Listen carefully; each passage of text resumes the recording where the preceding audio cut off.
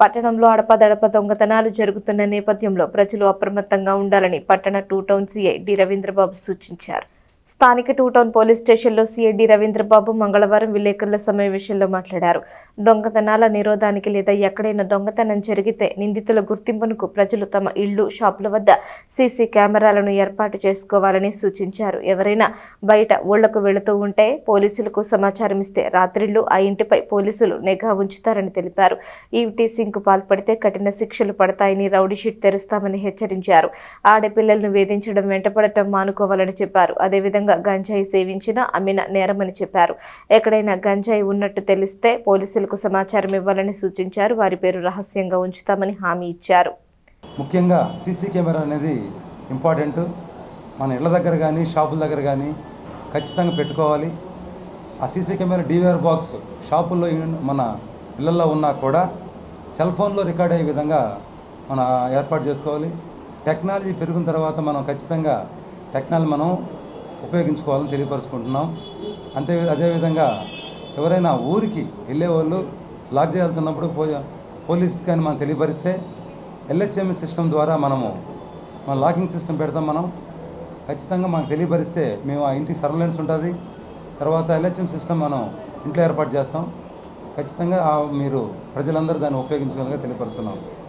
ఇంకా 2 ముఖ్యమైన విషయాలు, అదేవిధంగా ఈవ్టీజింగ్ గురించి తెలియపరుస్తున్నాం. స్త్రీలు, మన భారతదేశంలో స్త్రీ అంతా గౌరవ స్థానంలో ఉంటుంది. మన స్త్రీలని పూజిస్తాం. అలాంటి స్త్రీలని అగౌరవపరిచిన, అసభ్యకరంగా ఉండినా కూడా ఖచ్చితంగా కఠినమైన చర్యలు తీసుకుంటాం కూడా. మన ప్రభుత్వం కానీ పోలీసు యంత్రాంగం పూర్తిగా దాని మీద దృష్టి సారించని తెలియపరుచుకుంటున్నాం. ఎవరైనా ఆకతాయిలైనా సరే, ఎవరైనా ఎటువంటి పరిస్థితుల్లో కూడా ఆలోచన ఉంటే తీసేసుకోండి.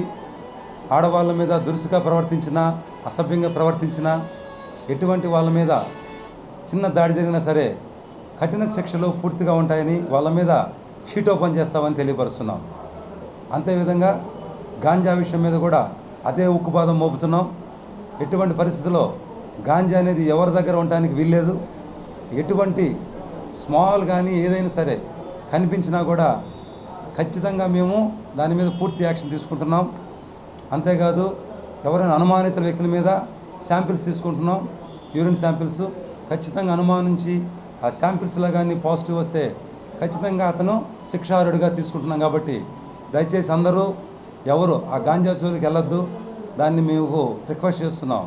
ఎటువంటి మీరు ఎవరైనా ఇబ్బందులు పడుతున్నా ఎవరైనా ఉంటే ఖచ్చితంగా మా దగ్గరకు వస్తే మేము కౌన్సిలింగ్ ఇస్తాం, సహకరిస్తాం.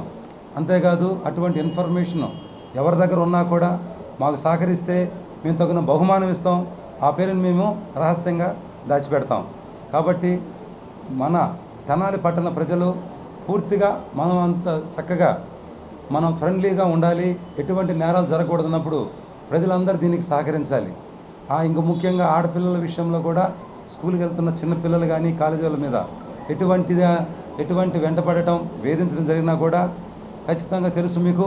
శిక్షలు మీరు చూస్తున్నారు పేపర్లో. 20 years 20 సంవత్సరాలు జైలు శిక్ష కఠినంగా పడుతుంది. ఎటువంటి విషయంలో కూడా రాజీ పడేది ఉండదు.